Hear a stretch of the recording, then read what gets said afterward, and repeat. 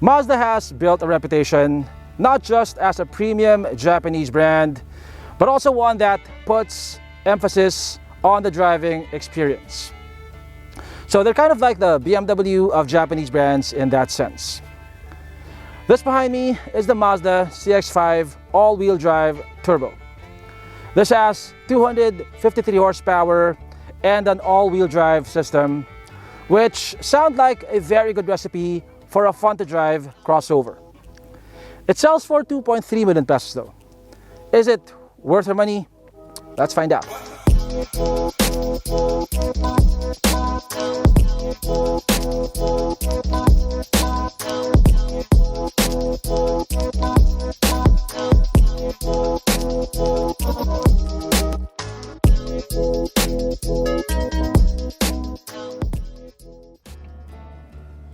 Mazda has taken a different route from a lot of their Japanese peers. Unlike a lot of Japanese brands, Mazda is not a volume seller. But you do expect certain things when you get inside a Mazda that you don't expect from more mainstream cars. Jinba ittai is the philosophy behind Mazda's designs. That means horse and rider as one. In the same way that a rider communicates with his horse using sensations, Mazda's vehicles are supposed to do the same.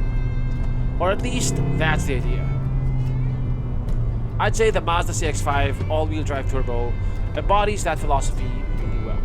The CX5 is the shorter 5-seater version of the CX8, and at the front, both vehicles look almost identical. Like the CX8 and like most modern Mazdas, the CX5 gets these very squinty LED headlamps. It also gets this very sharp brow over the headlamps, which make the car look like it's doing the Kubrick stare. The grille is finished in gloss black. You get a front camera because this has a 360 camera system. You get front parking sensors, and the Mazda logo itself houses the radar unit because this comes with full ADAS. The CX5 comes with fancy shoes out of the factory. These are 19-inch wheels wrapped in 225/55 series Toyo tires. It's finished in silver. It looks like it's painted, it's not polished. You get disc brakes and independent suspension on all 4 corners. This color is called Zircon Sand Metallic. I find that people either really love it or really hate it. I belong in the camp of the former. I think it looks good. It makes the car stand out. And you don't find a lot of stock cars with this color. Mazda painted the plastic claddings here on the fenders and on the rocker panels in body color, which I think make the car look a bit lower and more sporty, and also less rugged. It has a very sleek look to it, especially if you put dark tint on the windows. It has this kind of teardrop shape. Now, like most modern Mazdas, you don't get any sharp lines here. The lines are soft and they blend with each other, like this shoulder line over here, which gets sharper as you get to the fender and then slowly disappears. And you also have this one over here, which also slowly disappears as you get to the quarter panel. This has a smart locking system. It automatically locks the door when you leave the car. Unfortunately, it doesn't unlock the door when you approach the car. You still have to press this button over here.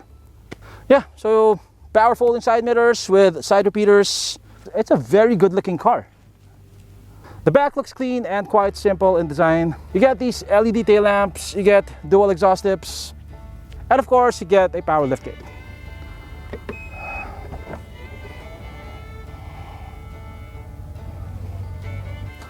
Okay, space here at the back is quite plentiful.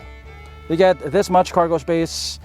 So underneath this you have a donut spare tire, and your tools are also down there. The rear seats don't have a 40-60 split. They don't have a 50-50 split. You have a 40-20-40 split. So the center part of the seat can fold separately, which allows you to store long items and still carry 2 passengers at the back. By the way, you can fold the second row seats from here. There you go. The tonneau cover is attached to the liftgate, as you can see, which is very convenient because you don't have to pull it out of the way every time you have to get stuff from the back. Under the hood of the CX5 is the same engine that powers the CX9. This is a 2.5 liter 4-cylinder turbocharged engine. The power output would depend on what fuel you're using. It puts out 253 horsepower and 434 Newton meters of torque on 95 octane fuel. If you use lower octane fuels, you'll be limited to 231 horsepower and 420 Newton meters of torque. The engine is coupled to a 6-speed automatic and power is sent to all 4 wheels. I think this is definitely one of the more premium looking interiors in this price bracket. Everything that you can touch, or almost everything that you can touch, is made of high quality materials. Like this over here is soft. This is also soft. This is leather wrapped. This is soft right here.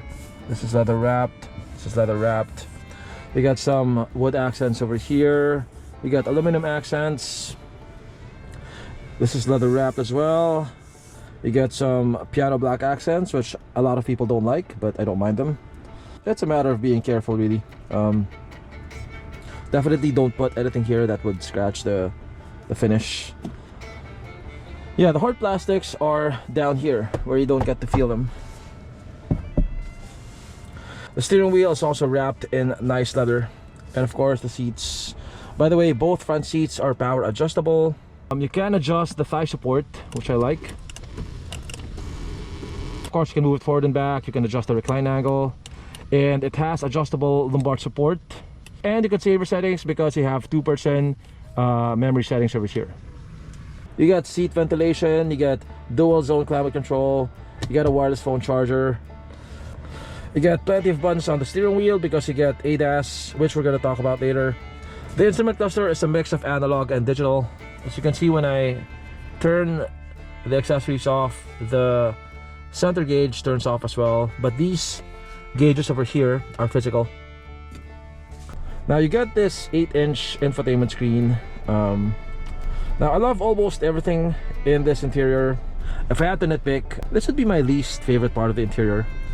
The Mazda CX5 gets an 8-inch screen, which looks pretty small compared to its competitors.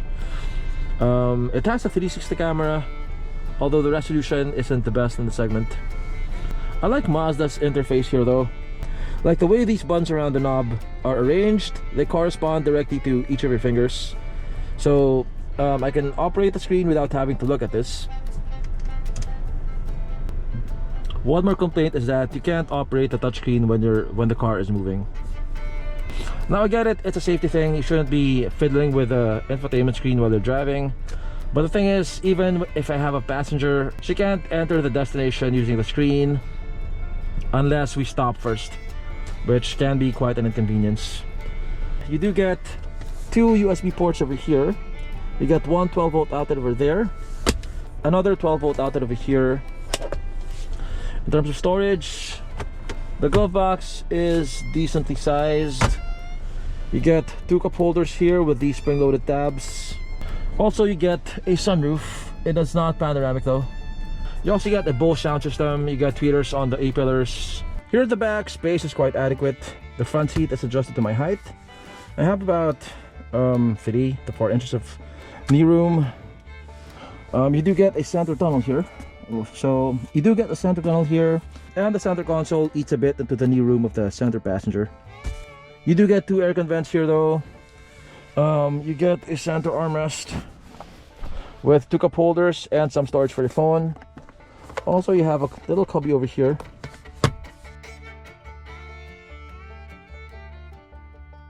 Okay, the CX5 has adaptive cruise control.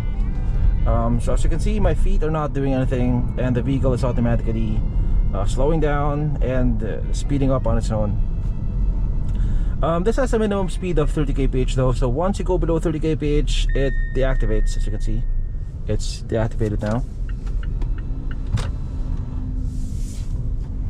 So it's not really useful in stop and go traffic. It's mostly for the highway or in the city when there's very little traffic. It also has lane keep assist, although I can barely feel it working.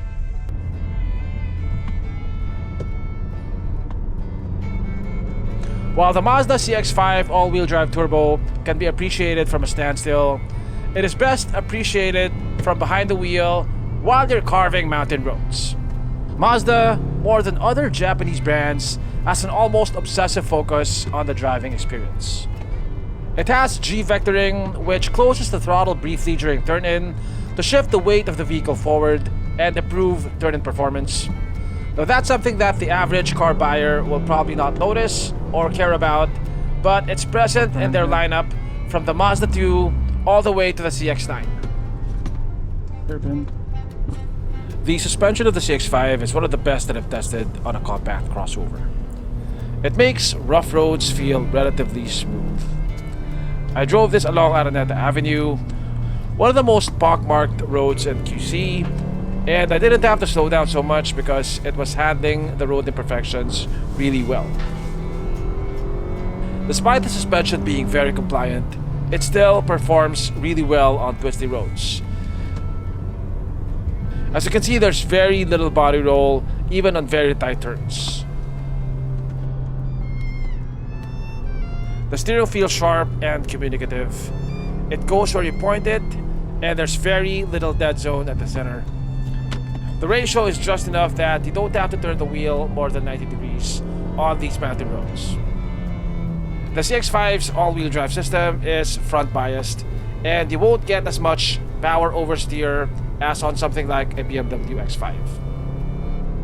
The handling of the car is very Jinba ittai, but it is the power that brings a smile to my face and a healthy dose of adrenaline to my veins.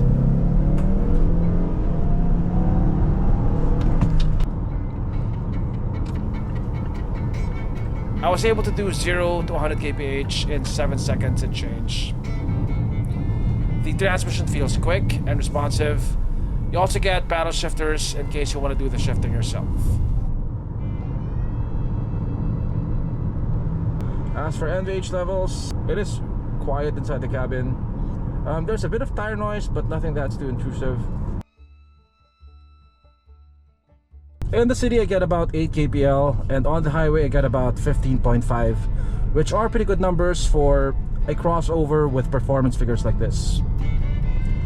So this has Mazda's i-stop system, but unlike other start-stop systems, it doesn't automatically engage when you come to a complete stop. Like right now, I'm stopped, but the engine is still running. Now to engage it, you have to put a bit more pressure on the brake pedal, like so. And now the engine is off. And the same also goes for the auto hold function. It doesn't automatically engage when you come to a complete stop. You have to put a bit more pressure on the brake pedal, which I think is a good thing because you can choose when you want to have it engage without having to press a button. Like if you only have to stop briefly, you don't want the i-stop system to engage and the auto hold as well, you can choose to just lightly step on the brake pedal so it doesn't engage. The Mazda CX5 all-wheel drive turbo sells for 2.38 million pesos. At that price, it's probably not gonna sell like hotcakes. But I don't think it's really supposed to. Mazda sells fewer units than a lot of their Japanese peers, but they do have a pretty dedicated fan base. A fan base that expects a certain level of quality and attention to driving enjoyment. To that fan base, the CX5 will not disappoint. The CX5 all-wheel drive turbo is one of the finest and the best driving compact crossovers for the money. Moreover, it doesn't feel like a car that was designed by accountants. It feels like a car that was designed by driving enthusiasts for driving enthusiasts.